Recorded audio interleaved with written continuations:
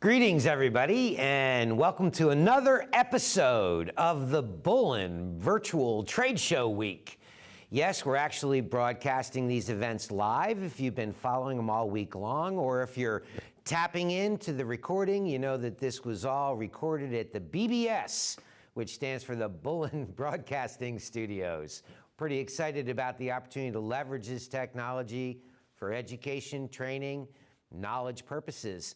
This segment, we're going to be talking about government regulations, and it's always amazing to me how few people actually fully understand which government regulations are actually enforceable for the cleaning industry. So I asked our resident subject matter expert in the area of government regulations to join us, and I'd like to welcome Chris Mitchell to this episode of the Bullen Virtual Broadcast Studio. Anyway, Good morning, everybody. Good morning, Chris. And today we're going to talk about several regulations as they have been and what they are evolving into as we look forward. I think really one of the first ones that we'd really like to tap into, because things like infectious diseases are on everybody's mind with the COVID epidemic going rampant and becoming a pandemic. For many years, the biggest concern people had were things like bloodborne pathogens, things like accidentally contracting hepatitis or HIV, or even Ebola for that matter, through the act of cleaning. And so, in fact, I know that some of the history on this is that OSHA found from their research that literally thousands of people who were innocent victims, merely performing their jobs, were contracting these bloodborne pathogens. And Chris, you may know that actual number, what it has tended to average out over the years. Yeah, it's typically what we've heard is around 6,000 plus infractions per year involving hepatitis B, hepatitis C. So typically hepatitis, less in HIV, but most bloodborne pathogens. And these are our frontline workers. So obviously OSHA felt like there was a need to create a plan. So OSHA created the CFR 29/1910/1030, this regulation. And this is a blood and bodily fluid plan. And this plan was put in place mainly to protect our frontline workers that had this exposure when they saw it. So this plan, as Mark knows, was built of three components. I often experience this plan and talk about this plan during my pathogen compliance training that I do with regards to our AREX Pathogen Compliance Center. So if you've done these trainings with me, you've seen that there's three components to this. Typically, these three components are mainly that they require all the right equipment and supplies, like your proper PPE. So these people are, again, in the front line, they're doing their work. If they have exposure to bloodborne pathogens, they're going to require proper PPE. That's gloves, masks, eye protections, masks, which we're all familiar with, obviously, these days. And then chemistry as well, too. So chemistry like absorbents. And again, not all absorbents are treated the same, as well as disinfectants. So that's a key component. Mark, do you have any comments on that? Yeah, and it goes back to things that we've talked about in previous episodes, and that was that just having access to the proper tools and chemistry isn't enough. What OSHA wants to also require is that people have had the right kind of training on how to use the proper tools, the proper PPEs, and the proper chemistry. So there is a training component to that. And then there's a third element, and that third element is the requirement to have a written exposure plan. And that written exposure plan is rather detailed, and it's the area that I find that people probably miss doing the most.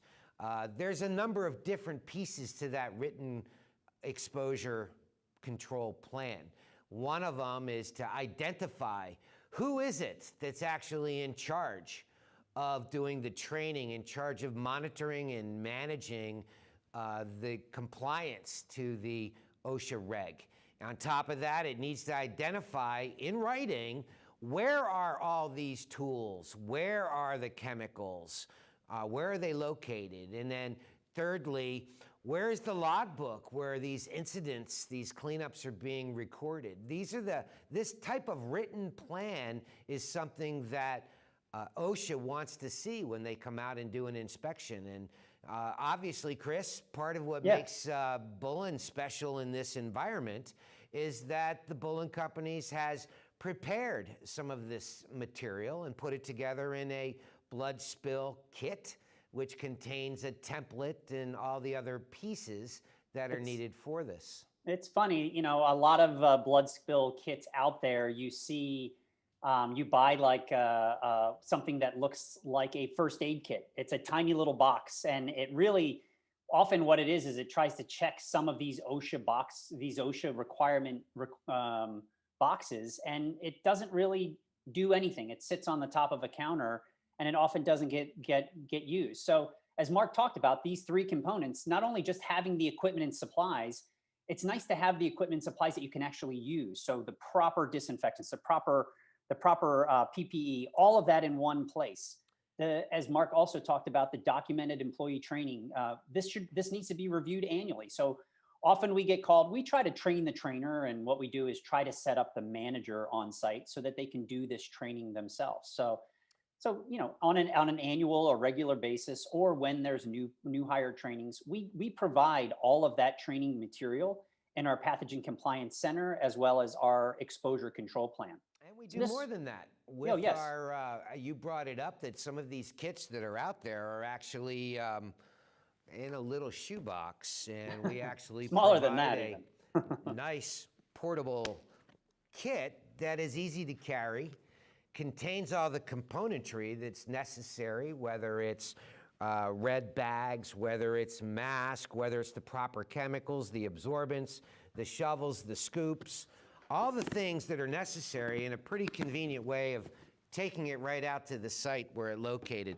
One of the things, Chris, that I've seen coming along and doing the work on this kind of material with the S410 Infection Control Committee is the fact that a lot of these old regs don't include any provision for collecting sharps. And so one of the things that we're seeing people do on their own is add to this a sharps collection vessel. Because obviously if somebody gets cut from a broken glass, or they get punctured by a needle that might be out in the parking lot, we don't want them just picking them up and carrying them and in some cases barehanded to some place where they can put it. So an ideal environment is to have a portable sharps container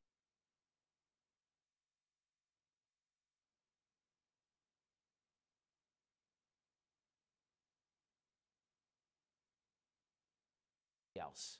So that's something that we see coming along. But you know, this isn't the only regulation that's actually relevant to the cleaning industry.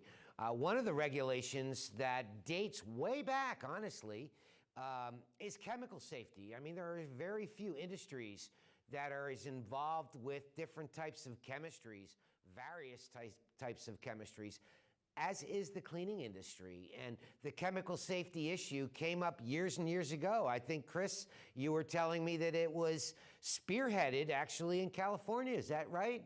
That's correct, Mark. So we had a big problem really in the world. And what happened was, all over the world, every country had their own set of regulations, their own safety pictograms, their own safety statements. And this made the movement and sale of chemicals around the world, or even within a country, virtually impossible to understand, because there was different languages used, different pictograms, different safety hazards and warning danger signs and warning labels. So this was a huge problem. So created back, everybody remembers when we went through GHS, we had to change from MSDS, material data safety sheets, material safety data sheets, to SDS, safety data sheets.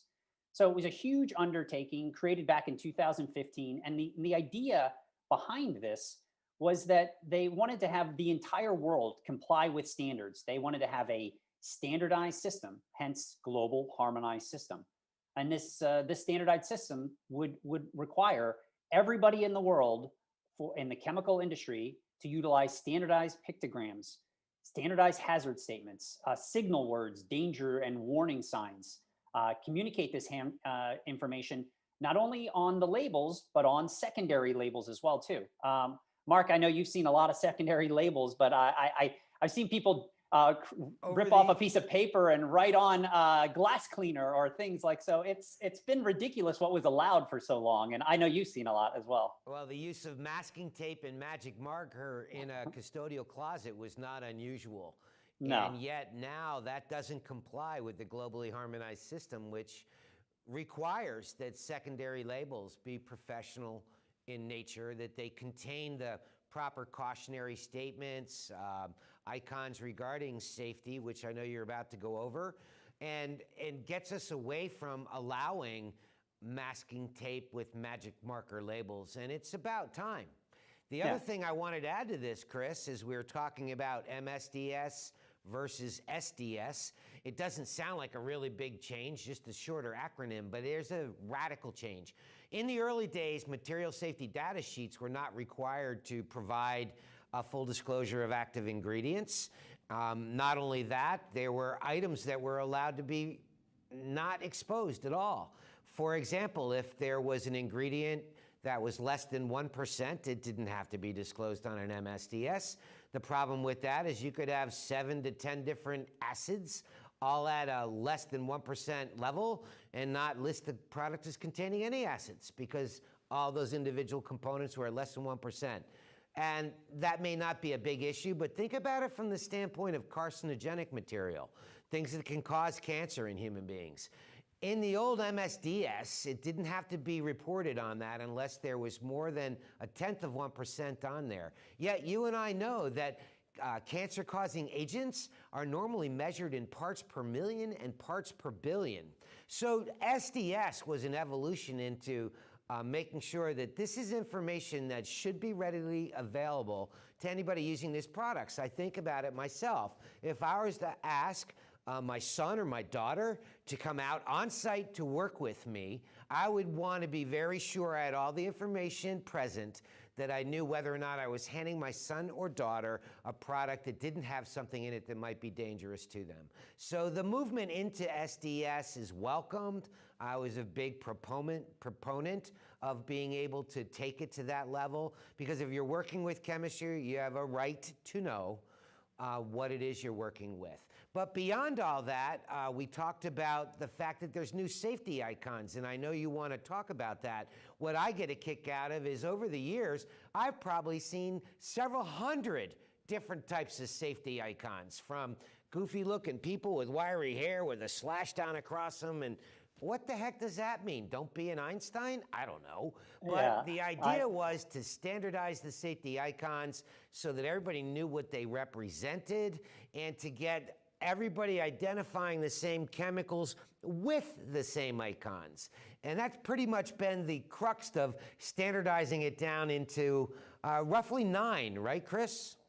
Correct. I mean, it's again, we have to remember that the goals of GHS as a whole were to enhance the protection of human health and environment. So part of that is that there was probably Mark said hundreds, but there was probably close to thousands of different safety icons that were used all over the world.